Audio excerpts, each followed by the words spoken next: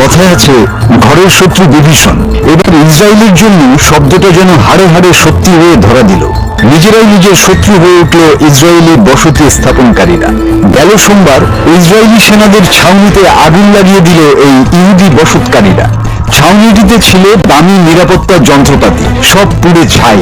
নিজেদের মানুষ, নিজেদের ঘর, অথচ আগুন দিল নিজেরাই।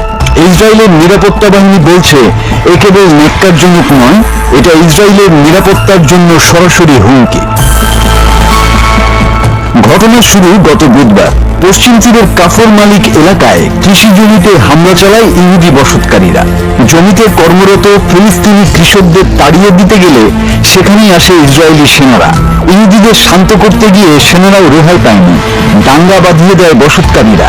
এ সময় 6 জনকে গ্রেপ্তার করে সেনারা। কিন্তু ঝামেলা এখানেই শেষ হয়ে যায়নি। এর 3 দিন পর অর্থাৎ রোববার রাতে প্রায় 100 ইহুদি দখলদার ইসরায়েলি সেনা ছাউনিতে হামলা চালিয়ে আগুন লাগিয়ে দেয়। আইডিএফ স্পষ্ট করে বলেছে এদের সঙ্গে আর কোনো ছাড় নয়। যারা ঘরের ভেতর আগুন লাগায় তাদের কঠোরভাবে দমন করা হবে। এ যেন সত্যি সত্যি ঘরের শত্রু বিভীষণ। সারা দুনিয়াতে যুদ্ধ করে বেড়ানো ইসরায়েলের জন্য এ এক নতুন অভিজ্ঞতা। আরব ভূমিতে আগুন লাগাতে গিয়ে এখন তারা নিজের ঘরেই আগুনের আঁচ টের পাচ্ছে। বাইরের শত্রু যখন নিজের ঘরে জন্মায় তখন যুদ্ধটা সবচেয়ে কঠিন হয়ে যায়। মাসুদ হাসান, বাংলা।